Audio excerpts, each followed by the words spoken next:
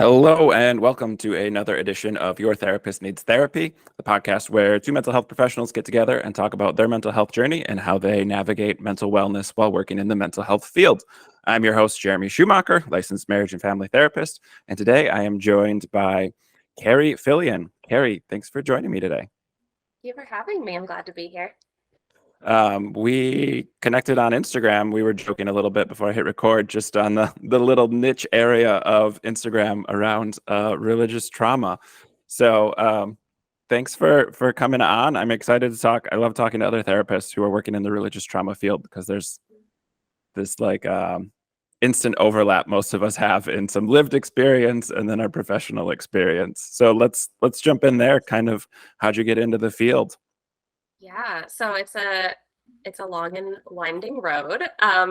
So way back to when I was thinking about career in high school, I knew I wanted to do something in the helping professions. I thought it would be a nurse. And so part of my story, obviously, is the religious trauma piece. I grew up evangelical, fundamentalist. So mental health was not a thing that we talked about. Therapy was not a thing that was that I even knew what it was. My idea of a social worker was someone who came and took your kids away. Sure. So I knew I wanted to go into the helping field, thought it was going to be a nurse. I ended up starting my undergraduate degree to become a music teacher. That was really, I shifted away from nursing because the school I wanted to go to didn't have a nursing program. So I was like, all right, I can help people by teaching. I'm also a musician, so I'll do music teacher, right? Good. I did that for about a year and was like, no, teaching is not for me. I did not like working with a big group of kids. But I was really fascinated by human behavior and the idea of psychology, which again was not a concept that was allowed to be talked about. I don't know that it was strictly prohibited, but it was not a psychology in general outside of like a Christian context was not something widely understood in my family and my church. So I don't know, I was just really curious about it. So I ended up getting a degree in psychology and music. I stuck with the music there. And my final year of my undergraduate program, I did an internship with a school adjustment counselor. That's what we call them here in Massachusetts, the school social worker, school counselor. Sure. Yeah. And I was like, this seems like a great fit. I can be in a school, but I can meet small groups one-on-one. I also had in the back of my head the idea of being a music therapist because that kind of combined the two things that I was starting to realize I enjoyed music, obviously, and then this idea of working one-on-one with people. Again, still really had no concept of what a therapist was, but was starting to explore, and this kind of parallels my own deconstruction process. So it's all intertwined. Yeah. Anyway, I applied to a graduate program in music therapy and did not get in. So I was like, all right, we're going to pivot again. And I kind of discovered social work, felt like a really wide ranging career, at least the MSW, the Master in Social Work offers like a lot of opportunities. So I kind of dove into that degree. I was also working full-time in a school doing behavior management, working in special ed. I was a bit like all over the place in grad school. Thought I was going to be in a school forever. Loved the schedule. Thought that's the only way to make money as a social worker. So I did that for a little bit. When I graduated with my MSW, I worked in community mental health for a while and ended up realizing I really loved that one-on-one work with families and individuals. That was my favorite part of being in a school, was doing the one-on-one counseling. So I stuck it out in community mental health for a little bit, doing in-home work and working in outpatient clinics. That's a grind. It was not a sustainable way to live. Sure. Just, I loved the work. It just was, I mean, unfortunately, it's a burnout profession. Yeah. That has been a bit of a theme with a lot of guests, especially who have their degrees in social work, that like you Yeah. get placed in kind of high intensity Yes. working situations without necessarily the tools or the skills yet to navigate it, and Yeah. you inevitably burn out because Yeah. that high intensity caseload is really difficult to navigate. Yeah. Yeah. I mean, I started my career once I had my graduate degree doing family therapy with um, families whose children were in and out of inpatient stays Hmm. or in and out of residential treatment. So, like some really acute cases, really intense, like working with a lot of kids who are actively suicidal, attempting suicide, self harm, like some pretty intense stuff for Yeah, being a really young, new clinician. And I learned a lot. It was a wonderful experience, and I was not making enough to live on. You yeah, know, I had the on-call shift that's really common for new clinicians as well, where I had this phone with me that people could call 24 hours a day, yeah, 7 days a week. And um, anyway, I decided that was just not going to be sustainable for me. So I decided to pivot back to schools to give another try. I got my school adjustment counselor licensure, tried a couple of schools, and was like, this isn't for me. I want that one on one work. I don't want to be doing all of this sort of like macro work that schools require, working with families and collaterals and child welfare. Um, so while I was still working in a school, I started my private practice thinking I would do that part time. Like that will kind of fill my need to do that more sure. intense work. Um, and long story short, I had a really bad experience working in a particular school and was like, you know what, I'm just going to dive into private practice full time. Like, let's see how it goes. And I haven't looked back. Yeah, So yes, that's the long story of how I got yeah. to where I am. There's a lot in there. I highlight, because probably my own personal bias coming through here, but I like to highlight for a lot of us who own our own practices and are running our own practices, like it kind of took a negative experience in a different setting to be that like push into just dive in and do it. Like my experience with it was like working for somebody who was pretty unethical, and I didn't feel like aligned morally with how the business practice was going, and being like, well, if they can do it and they're doing it this poorly, then I can do it too. And so it's a theme I've heard from a lot of different guests I've had on, of like, you kind of need that external push because it's not something that we're necessarily taught or something that's recommended in grad school to go out on your own. Yeah. Yeah. I mean, I always thought like I need to kind of put in my time in community mental health or in like some sort of other setting before I deserve to have a private practice. And I Yeah, was like, you know what? That's just not going to work for me. That type of thinking falls very much into my religious trauma type yeah, thinking. And so as I've untangled the religious piece, it's obviously filtered out into the rest of my life. I'm like, I can offer something now. yeah. We both made such a disgusted face with that language when you were saying it. Yeah. Um, so yeah, do you mind talking a little bit about like the deconstruction process and how that kind of fit Yeah. into your professional timeline there? Yeah. So, like I said, I grew up in kind of a fundamentalist, non-denominational version of Christianity, went to private Christian school. I also grew up very rural in Vermont. So I didn't know anything outside of the church Hmm. and my school. That was my whole world. My whole family was there. I ended up going to a Christian college, Gordon College, which is how I ended up in Massachusetts. I'm originally from Vermont. Um, and Gordon College, although it is a Christian school and um, some people may be familiar with sort of the more recent stuff going on there, that it's gotten much more conservative since I was there. But at the time, it was a much more liberal version of Christianity than I grew up with. Um, so really going to college was my first step in that process of seeing a world outside of my little fundamentalist Calvinist bubble. Sure. And starting with just like, okay, the Bible can even be interpreted in many different ways. Like, so Yeah. those small steps of just expanding my world.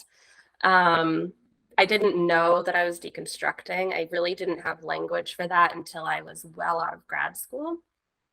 But I started to realize like this version of Christianity that I grew up with is not compatible with who I am becoming as a person. Um, Hmm.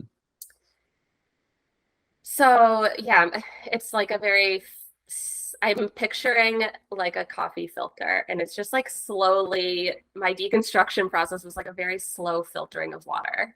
Yeah. It didn't happen in one big fell swoop. It's still ongoing, but I think going to grad school for social work was really, really eye-opening. And I know I've listened to some of your conversations with other social workers talk about how the process of like learning about diversity and oppression, like that was really eye-opening for me to understand sort of the privilege that I was coming into the world with and really had no concept of. Hmm.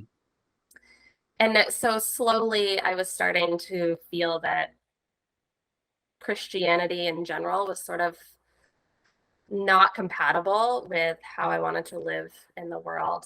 Part of my deconstruction process was I switched from a fundamentalist church that I grew up in, slowly made my way to an Episcopal church, kind of where I landed after college. Um, so much more open and affirming, was much more aligned with where I was at. And it kind of provided that safety of still being in a church, which like I didn't know what life outside of a church was like. So it provided Yeah. that kind of containment and freedom. I ended up working at the church for a while, running their youth programming, really a weird place to be deconstructing while you're working in ministry. Um, but that was a huge part of my journey because I was realizing as I was like working with teenagers, like I just want these kids to know that they're loved. I don't care what they believe. Yeah. Um, yeah, and I know you worked in Christian counseling I center as well, did. so I wonder if that's kind of a Yeah, similar no, so well, so experience. much. I mean, even just you referred to it as your Calvinist bubble, and like that language for me is really powerful because I grew up Lutheran, so like filtering through the same Protestant and splitting at Calvin versus Luther for Hmm. people who aren't religious. These were both reformers. Um, but like, yeah, we still to this day it's still referred to as like the Lutheran bubble in the area. And like I'm not rural. I grew up in Milwaukee, which is, a second tier city, but 700,000 people in the city, a million plus with the suburbs. And like it's still very isolated. Like I grew up in the church. I went to private schools, private Lutheran schools. There are enough of them in the area where the only people I ever interacted with playing sports was other little Lutheran kids and going to high school like with other Lutheran kids. And like so it was even in a city, it was my only experience. And that bubble is really powerful. And going to college, obviously expanding my view right away, but also like the science of psychology, like learning about research methods and the statistics and a lot of those things, in addition to multicultural classes and kind of unpacking privilege and patriarchy and all that stuff. But like Yeah. it was definitely the science and the research aspect for me that was like, yeah, none of what I was told really holds up. Mm, And I just kept moving more and more in my mind progressive and liberal, but still like trying to maintain some sort of Christianity because, like you said, it's comfortable. yeah.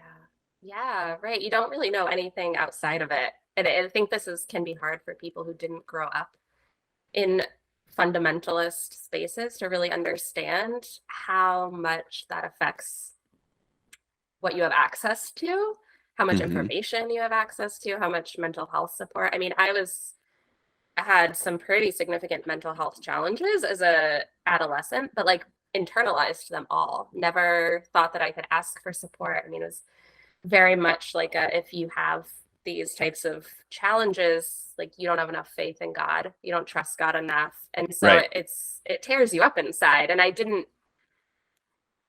know that I could ask for support. I don't know if I had asked for support if I would even have gotten the support I needed. Hmm. Um, but yeah, it's really toxic. Yeah, and uh, you internalize so much of it because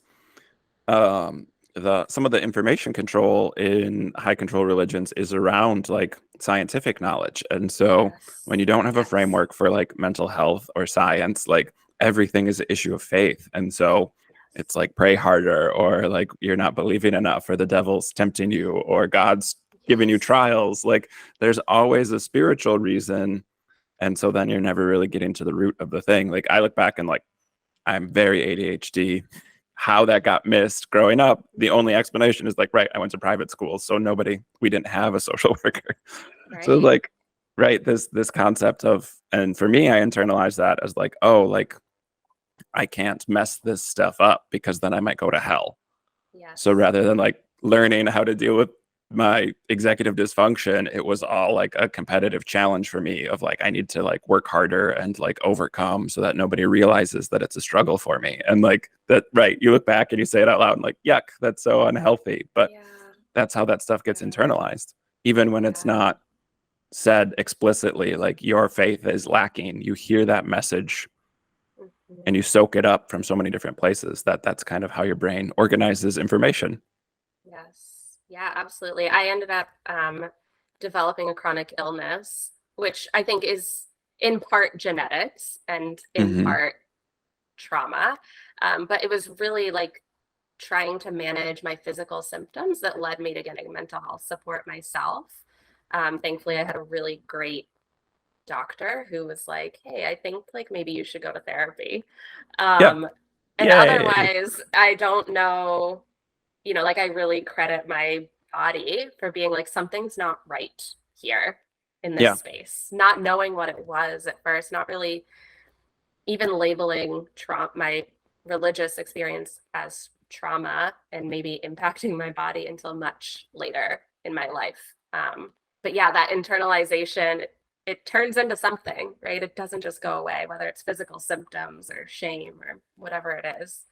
Yeah. So, So yeah. I know you do somatic work now Mm, and trauma informed yoga, which I definitely want to talk about. yeah. But when did the yoga and when did kind of the somatic work for you pop up? Was that part of your own healing journey? Was that something that you came across like in your education that you were interested in? Kind of how did that start to filter into your work?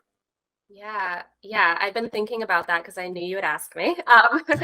So I think yoga as my own personal practice was probably the very first thing. I mean, and it doesn't necessarily come from healthy origins. I think, like a lot of us, especially young girls and women, we grow up in diet culture. There's like some disordered eating.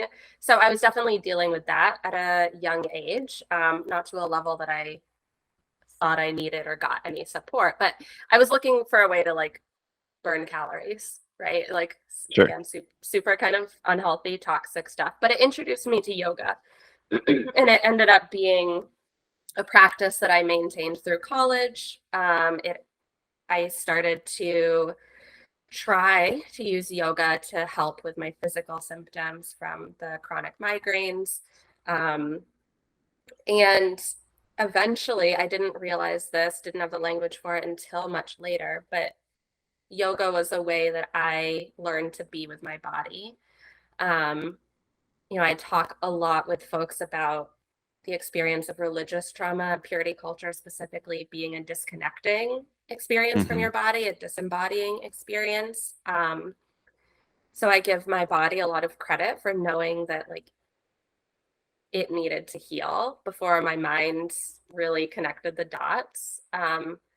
So yeah, over time, yoga just became the way that I started to inhabit my body in a safer way. Um, During the pandemic, I decided on a whim to just do a yoga teacher training. I thought it would just be for my own personal practice. Sure. Ended up loving it and ended up teaching. And then I discovered the Trauma Center, Trauma Sensitive Yoga, TCTSY, a bit of a mouthful, but that is Hmm. the modality that I ended up practicing, that I now teach and offer to my clients and offer in local studios. So backing up a little bit, I read The Body Keeps the Score my senior year of college. I think it may have come out around then, and was just totally fascinated by the mind Hmm. body connection. Again, still not understanding that I also like had that experience, but like Sure. looking on it like, wow, this is really fascinating. Yeah. I ended up working for the organization that Bessel van der Kolk worked for, which is the same organization that runs the trauma sensitive yoga program that I did. He's no longer there, and that's like a whole other story, but Yeah. That which we little don't have to get into. that little asterisk we all have to mention when we talk about how we love the body keeps the Yeah. score. And yet, but no, you were talking about like internalizing some of that trauma and leading to some potential like health issues. And immediately my brain went to like, right, like in Trauma Body Keeps the Score, like that book was, I think, instrumental for a lot of people, even the profession as a whole, to start to like reevaluate how we look at some of these things. And some of those things, I would say, like the messy diagnoses that I see a lot in my office that are physical diagnoses. They're coming from a medical doctor, not from me, but like fibromyalgia, chronic pain, Crohn's, like some of the digestive stuff, like, and starting to look at that as like, is there a way to alleviate or potentially even heal some of these things through a more trauma informed approach? So yeah, it was, I mean, it was a big book. Like, I still think it is. I recommend it regularly, where it gave practitioners a lot of different information around how to kind of process some of this stuff. Mm-hmm. Yeah, I totally agree. And I think that in looking back and piecing together my own story, it was through the body that I found my way to healing and deconstruction. And I think that's why I'm so interested in working with other people in that way, um, because we are such a disembodied culture, and especially in religious contexts, I think we have to start with the body. Like healing has to happen in our bodies. Yeah. Yeah. I mean, let's dive in because Yeah. there's a lot there. Uh First, culturally, like, right, this concept of being disembodied, like the 40-hour work week is not natural. Sitting at a desk is not natural. Like a lot of these things, a lot of the mechanisms that keep capitalism going are unhealthy for us as human beings. Like, it's bad for our bodies. Yes. Yeah. And that Yeah, totally agree. Yes. and so we, like, and the attempts to fix it are so bizarre. Like, get a walking desk where you can walk and get your set, like, or just don't work in an office and go outside. Like, that is a much more natural and healthier approach to it. So, like, Yeah. it's one of those things where I think culturally most of us are aware that it's not good for us, and yet on a systemic level, like, the individual doesn't have enough agency to be able to do anything about it. Yes. Yes. 100%. And I think this is another reason why private practice ended up working so well for me, is because although we still work a lot, right, in order to make a living, it allowed me to be a little bit more in charge of that and centering my Mhm. body, which was my nervous system was not doing well in a school setting, in a community mental health setting. Like it was just slowly burning me out on a nervous system level. And so being able to Mhm. take back a little bit of that power and how I structure my day, and I feel very privileged to be able to do that, Yeah. is huge. Yeah. Yeah. And being able to manage your time, and also, like, for me in the way that I work, it's helpful to practice what I preach. So, like, Yes. explaining to my clients, like, right, like, I don't just roll into session like working 40 hours a week and like am presentable. Like, I have a day off every single day. Like, I don't see clients on Wednesdays. Like, I have all this extra stuff in my schedule where I'm not just stress relief, but also like have joy and have things that I really like to do and are important, and prioritizing those things. And you're right, there, it does trip like a privileged aspect, but like that's what health looks like. Like, that's ideally my sports background. I always go back to like what D1 athletes have available to them. And like, that's what we all should have, like a nutritionist to help you with your meals, and a dentist to do this stuff, and athletic trainers to help your body feel good. And like, yeah, right, Yeah. like, we need all those things to be healthy, actually, and most of us can't afford or don't have time for them. Yeah. Yeah. And I think even with my religious background, when I first started to kind of access different types of healers, whether it was chiropractor, acupuncture, massage therapy, um, although my body needed all of that, I didn't feel like this gets to like my core wound, right? That I was worthy of having so many people helping me, right? Like Sure. I should be able to do this all on my own. And if I can't, that's my problem. So Yeah. accepting the help too has been quite a process. Sure. Yeah. Yeah. I think that's a lot of people's core wound coming from Yes. religion. But like, for me, my brain, I may sometimes healthily and sometimes unhealthily intellectualized a lot of things because that's what was rewarded in my family. And it's definitely one of those things where like it shaped how I was a therapist from early on because I respect, like I hold in such high regard people who can willingly ask for help Mm, because like that was such a difficult thing for me growing up. That was such a like foreign concept to like how I was raised and the way that my family worked. It was like, right, like family was there, but you kind of like insulate everything to your family and like you don't bother other people was like kind of the impression. And again, yeah. I don't know that was explicitly stated that way, but like that's the message you pick up over and over and over again. Yeah, yeah, absolutely. And you witness, or I at least witnessed other people not getting the help they needed. So Mhm. you like that's what you learn, right? Is what other Yeah. people are modeling for you. And then that sacrifice is like also put on a pedestal, that like Yeah. suffering and like setting your own stuff aside is like admirable. Yes. Yeah. The So only form of therapy, I'm air quoting this, was like a biblical counseling. That was really, yeah. I never thankfully had the experience, but that was like the only sort of like church sanctioned mode of support that people could Yeah. access. Which, and even when I was still a Christian and working at a Christian counseling place, I like spoke out against pretty Mm, vehemently. Like, these people are not trained therapists. Like, if you have a doctrinal question, go talk to your spiritual leader about it. But like, otherwise, therapy is for therapists, not for pastors. And I think because even when I was in a Christian setting, I saw harm being done so much by people who weren't qualified or people who were missing things or talking about demon possession instead of like actual mental health issues. Like, yeah. there's harm that's done when people who are not qualified to be dealing with mental health issues try and deal with mental health issues. Yeah. Yeah. And then there's people who are qualified who are not ethical, like you mentioned with your original. Right. Uh, It's my not just going to therapy doesn't necessarily mean it's a good experience. That's certainly true too. Yeah, yeah, my first experience ever going to therapy was actually quite toxic.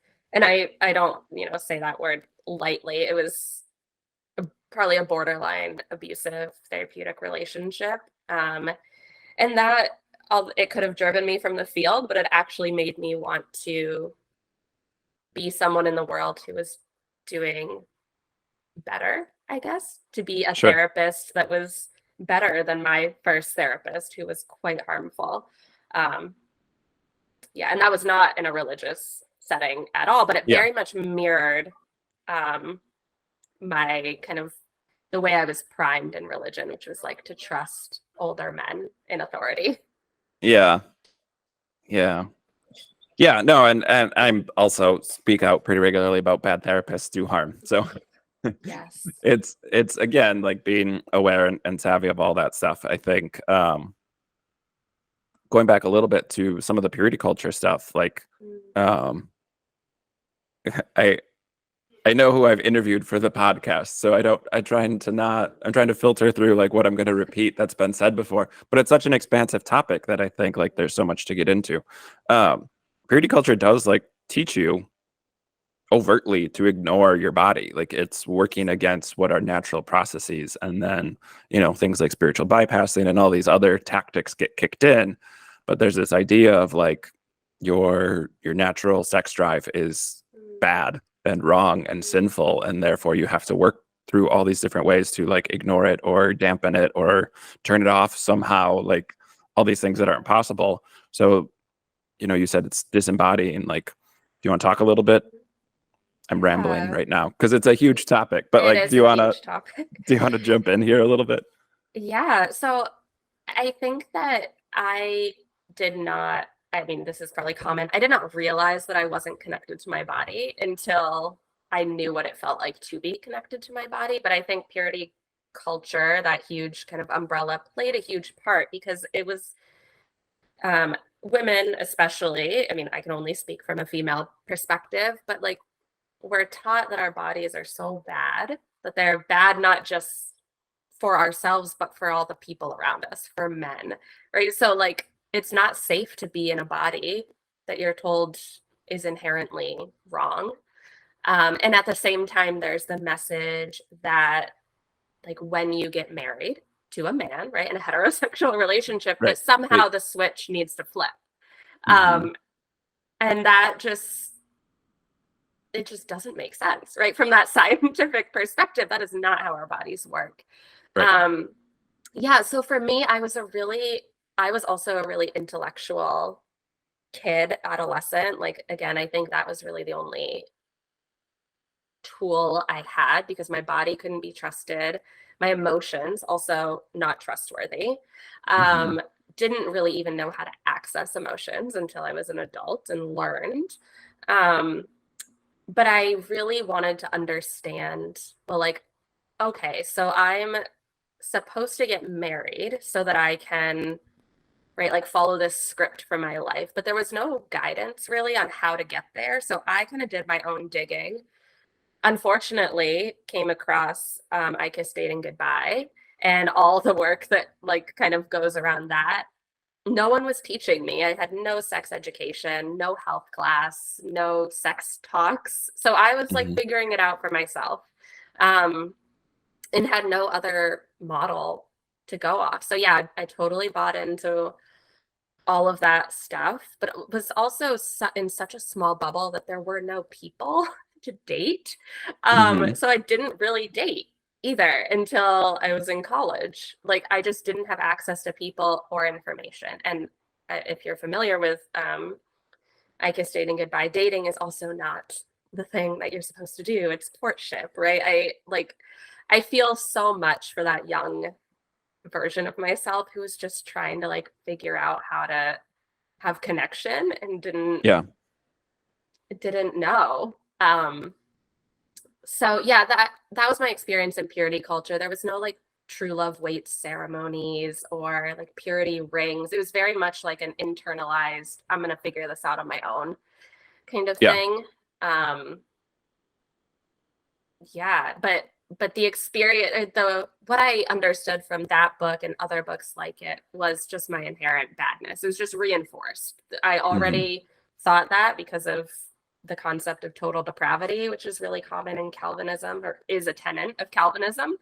Um, so I was already primed to like believe I'm bad. It wasn't a stretch to think that like my body and my sexuality was also bad. Like totally Yeah. made sense to me. Right. Well, and I think like a lot of people who aren't raised in religion think of purity culture as like the big ceremonies and the creepy like dad daughter dances and stuff like that. But Yes. for I think a lot of us, at least maybe in the evangelical community, like it wasn't that. Sex was such a taboo topic that like you Yes. didn't have you didn't talk about it. Like that's how taboo it was. So no ceremonies, no nothing, just like silence. Um, Yes. and I think that that can be really harmful. One of the things that jumps out for me, and like as a guy, I got a different version of purity culture. But I remember when our school, I was just joking about this the other day, was kind of forced to give us sex ed, which was Mm, like woefully inadequate and full of like inaccuracies. But they like took the girls to a different room and the boys like again like that lack of knowledge, and then right, this idea of you get married in a hetero monogamous relationship and everything's awesome, like your wedding night's right. great, and like of course it's not. And for me, like working in as a licensed marriage and family therapist, I had all these clients who were like, why isn't this working? Like we were told that this was supposed to work. So like, and right, they had all this internalized feelings around like it's their fault, they must be doing something wrong, not that the information they've been given or the system they're trying to use is invalid. Yeah. Yes. Absolutely. Yeah, I remember my version of sex ed in my Christian school. One was, I think we maybe learned like what an STD was, and that was it. But we also got Scare tactic. exactly.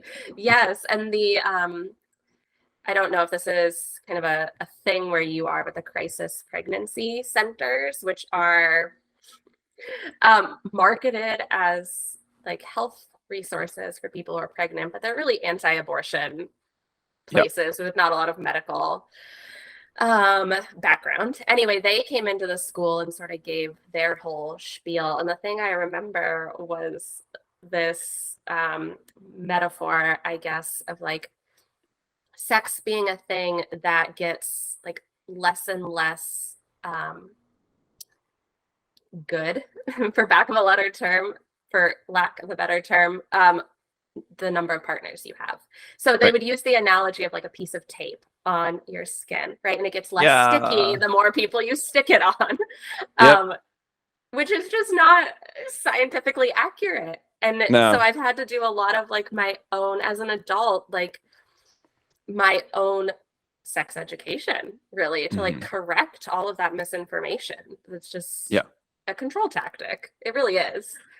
Yeah, and like full of scare tactics. So like scaring you Yes. about having sex, making you feel bad about natural desires and what your body Yeah. wants, and making you like Yeah. scared that like if you have sex, you're either gonna get pregnant or you're gonna get an STI, and those are the only options. Like, and none Yes. of that is true. All those analogies are so cringy too, like the tape or the rose petal Mm-hmm. one, or I Mm-hmm. think we had a shoe where like you wouldn't want to wear somebody else's shoe after they've worn it out or something like that. It was very Yeah. Ours was so bad. Yeah. But I've had a couple of sex educators on the podcast just because I think like Mm-hmm. that's so important, even for people who aren't raised in a religion. There's a Mm-hmm. lot of misinformation out there. And then for people who are Yes. raised in religion, they're getting all these scare tactics as a form of behavior control. And then their lack of information as a form of information control, Yeah. which Yeah. Yeah. is all Totally. part of the bite model, Steve Hassan's Mm-hmm. cult, how to identify a cult, which like, yeah, Christianity definitely checks those boxes. So it's fascinating. And then right, as an adult, having to like kind of make up for that. I, as a marriage therapist, had all these uneducated people on sex. I spent so much of my early career working with guys who were concerned about their porn usage, and couples who were having bad sex and not knowing what to do with it, and like walking that line still as a Christian, where I'm like, here's all this helpful Mm-hmm. information that is scientifically backed and validated, and then having to like reinterpret scripture for them so they could like be Mm-hmm. okay listening to me. Yeah. Yeah, just looking back on it, like, right, why did I stay in that for so long? Mm-hmm. Yeah. Yeah. But And it again, it go ahead. I was just going to say it's not as easy as just getting up and leaving, right? Which we know, but from the Right. outside looking in, it's like, why didn't you just leave? Well, it's the same reason people, it's not as easy to leave like a domestic violence situation. Like it's just Yeah. not as easy Yeah. as get up and leave. Yeah. And I think one of the reasons I reached out to you was like the yoga aspect of it and the somatic work, like Mm-hmm. doing religious trauma, like having some avenue to address that trauma, and heal some of those wounds that a lot of people aren't, like they're not coming to the office, they're not reaching out in that initial phone call, being aware that like Mm-hmm. that's what they're dealing with. So advertising some of the trauma stuff like doesn't catch everybody because they're not aware that that's what they're dealing with. Yeah.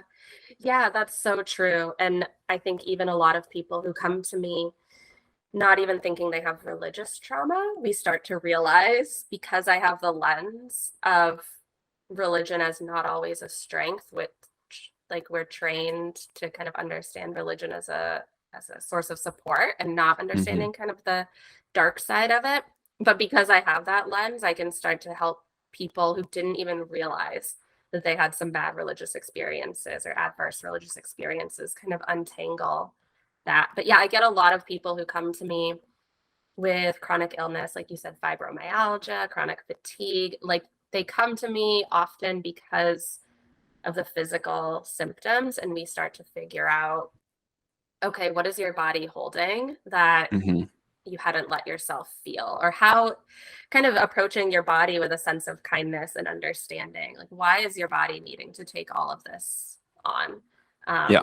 So yeah, there's a lot of different doors into the trauma work, whether it's your body, whether it's just anxiety or depression, or all of the more like commonly known mental health symptoms, which I most often view as a symptom of trauma. Like I tend to look at, you know, for better or worse, everyone is having probably some sort of trauma.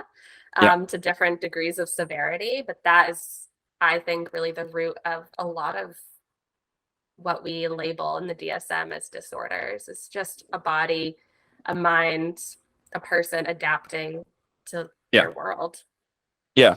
And intellectually, years ago, like I've never diagnosed personality disorders. This is going to get a little jargony for the Mm. non-therapist listening, but like I was taught using the DSM-4 because I'm a little bit elder millennial. But that still had like the 5-axis diagnosis. And so axis Mhm. 2 was all personality disorders. And I was always like, none of these make sense. Like there's always something in this person's history. And that was before I Yes. like had the language for trauma, but then shifting to like trauma is always a better explanation than a personality disorder. And now, Yes. like similar to you, kind of shifting to even what would be those axis 1 diagnoses, like a lot of that stuff is actually trauma as well. Mhm. And Mhm. so I've written and talked about like we all have trauma, and I use the big T trauma as PTSD and little T trauma as like Mhm. these smaller wounds that we accumulate over time. Because I think a lot of people freak out when you say the word trauma, and like, oh, nothing religious trauma. Like, oh, nobody molested me, so I must not have Right. religious trauma. And it's like, oh no, like that's big T trauma, little T trauma. And then I Mhm. list out all these examples, and like, oh yeah, I have all of those. Right. Yes. Yeah, I was really uncomfortable using the word trauma for myself for a long time because, Hmm. like, for the same reason. Well, like, I didn't have these like big experiences of like, I tend to not use the big T, little t, but in your words, the big T trauma, like, I didn't have that. But like, why is my body holding this? It was very Right. uncomfortable for me Hmm. to identify. And now I'm very comfortable identifying with that. But yeah, it is like a strange sort of word to start using to describe yourself, or it can be, and not, Yeah. yeah. Yeah. And I, my family, both my parents are teachers, so education and intellect was very rewarded. But similarly, like you said, you had to learn how to access your emotions. Like for me, Mm, that was the avenue that spiritual bypassing took for me, was like intellectualize everything. And like there's a yeah. way to outthink this problem. And so even like in my early work, I look back and I'm like, oh, what was I doing? Because I was skipping so much of like the emotional stuff because I hadn't accessed that in my own life, because that wasn't that was something that was bad. Like emotions can mislead you or make you question or Yes. doubt, and so like they're bad. And like having to learn how to do emotions, and then having to learn how to like listen to your body, it's like there's a whole process to it. Yes. Yeah, it feels very much like a going back to being a child in some ways and needing to learn what are really foundational concepts for being human, right? Like how to be in your body, how to feel your feelings, and learning that Yeah. as an adult. Yeah, still an ongoing process for me. Yeah. And I talk about like deconstruction as this concept of breaking down your theology and stepping away from a belief Mm, system. But then deconversion is like that process of all that indoctrinated stuff, all that stuff you absorbed maybe at a young age for people who are raised in it. And like the deconversion process is ongoing, even if you don't identify as a Christian or a certain belief system anymore. yeah. Yeah, absolutely. I definitely, even though intellectually or cognitively I've deconverted, deconstructed, it pops up in so many different ways still, right? It is an ongoing process of just reclaiming, reminding myself of the work that I've done, reminding my body like we're okay. We got Yeah. this. We're not there anymore. Right. Yeah. And there's a lot of, I mean, just the social climate right now around politics and stuff. Like I have to take Mhm. regular social media breaks because like the Supreme Court is vastly upsetting to me. Yes. And Yeah. just like listening right to my body being like, right, I'm carrying all this stress over something that I can't fix. So like go do Yeah. stress relief, go do body work and feel better instead of just feeling worse and worse and worse and doom scrolling. Yeah. Yeah. I really appreciate what you said earlier. And I know you've mentioned this in other episodes about stress relief as kind of one thing that we need, but also this sort of like preventative, where do we find joy? Where is pleasure? That's just as Hmm. important in our lives. That is right, that is not, at least my experience of Christianity, not a thing that's allowed. Yeah. So even just understanding like I can experience pleasure and it doesn't have to be sexual pleasure. Like, yes, that is also okay and valid, but like other forms of pleasure. It's okay for me to incorporate that daily into my life, not just when life gets so hard I can't do it anymore. Yeah. And I think I did early in my career like a lot of self-care. Like that was something that thankfully I speak poorly of my master's education a lot, but like that was something that they hit well and like often was like you have to take care of yourself to do this work.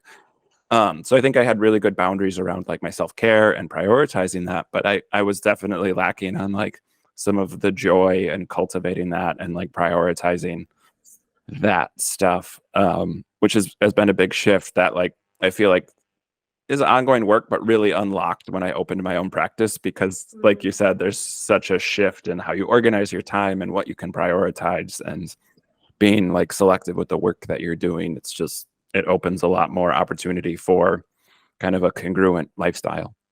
yes, absolutely. Yeah, my having a chronic illness forced me to take care of myself. And so once I started to come, thankfully I've been able to really get that under control. And once I did, I was able to tap more into, okay, I'm not just managing symptoms and putting out fires, but like, how can I live a life that is joyful? And that is actually for me, has been the best medicine to staying well mentally, physically, spiritually. Yeah, awesome. Um, I always shift a little bit. What are you watching? What are you reading? What's on your bookshelf? Let's talk about kind of like what you consume. Some of it is professional and some of it is recreational. So either Yeah. or both. So there is a lot of overlap, right, between personal and professional when it comes to trauma and religious trauma. I have been really loving Hillary McBride's podcast, Holy Hurt, Hmm. um, which, yes, for me is personal and professional.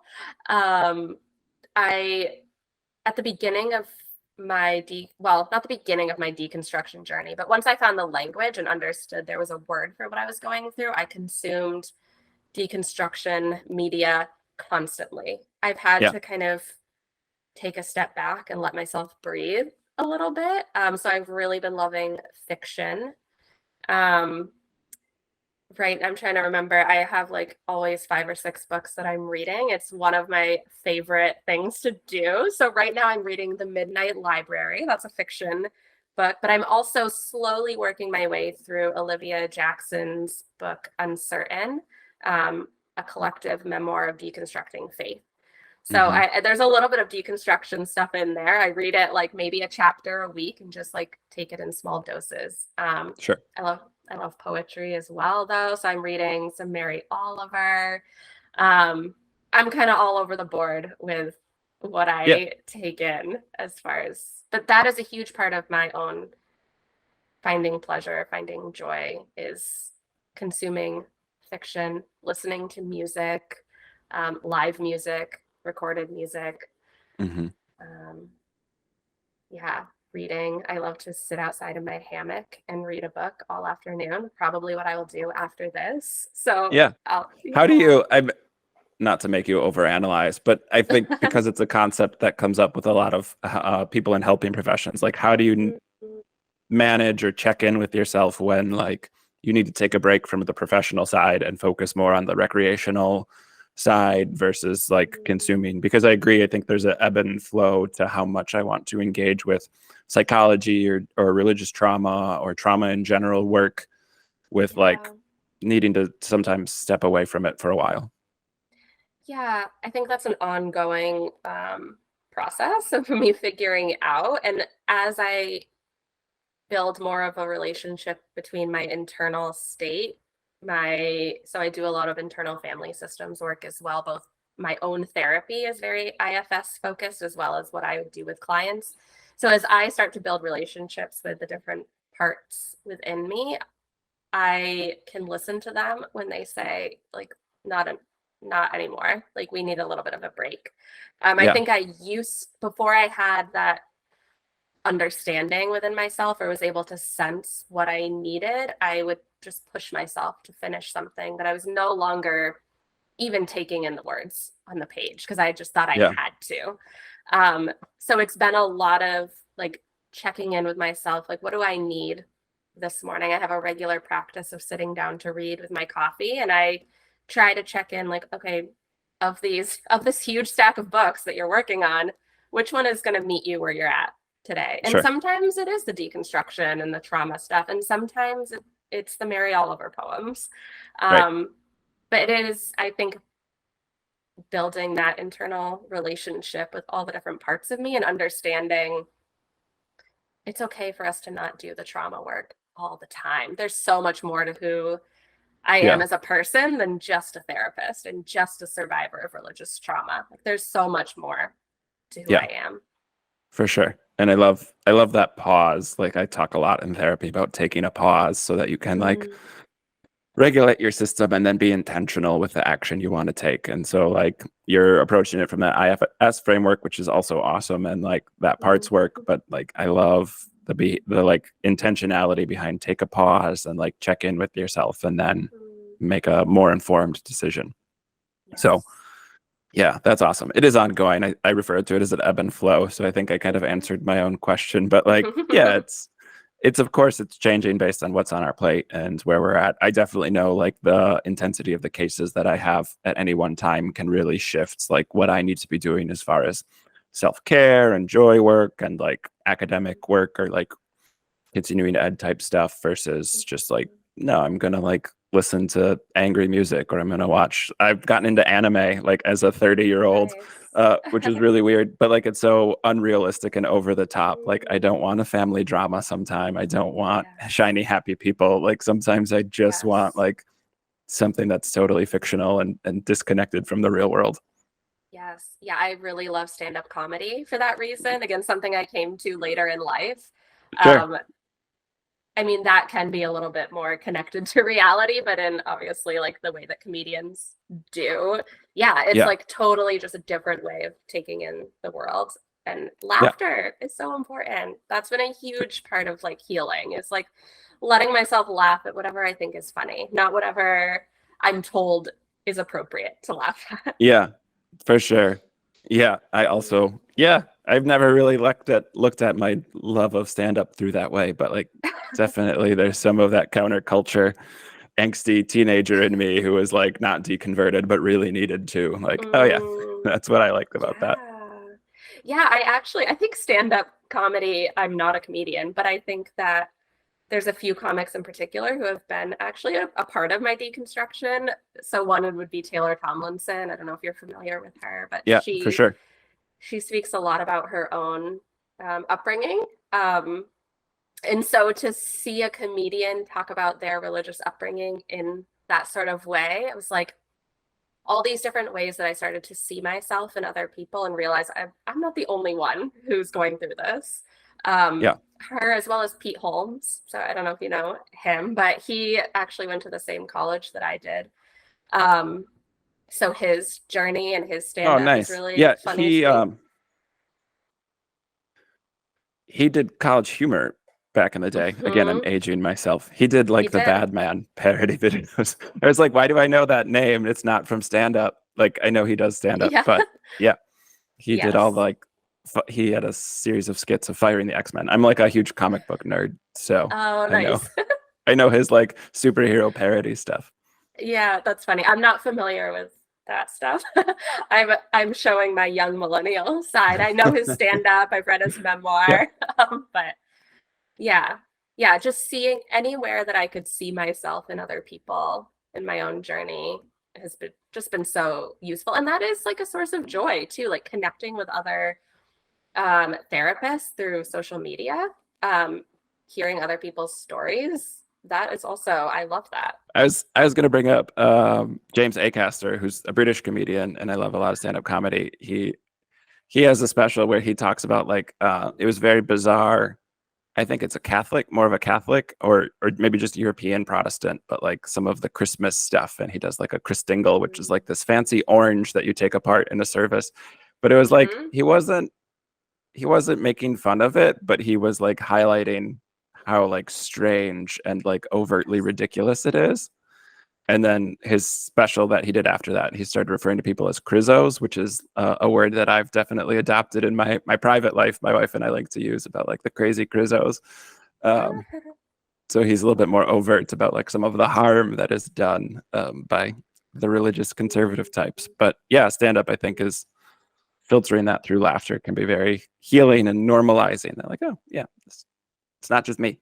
Kari, this has been awesome. If people are interested in finding out more about your work or working with you, where can they find your stuff? How can they track you down? Yeah, so basically just Googling my name will get you there, but I'm on Instagram at Kari Fillian Psychotherapy. My website is karifillian.com. Those are the two main places that I'm active. So anywhere along there get you to where you need to go. And if you're local to Massachusetts, I teach yoga in a few different studios. Love to see people in person. But all that information is on my Instagram and website.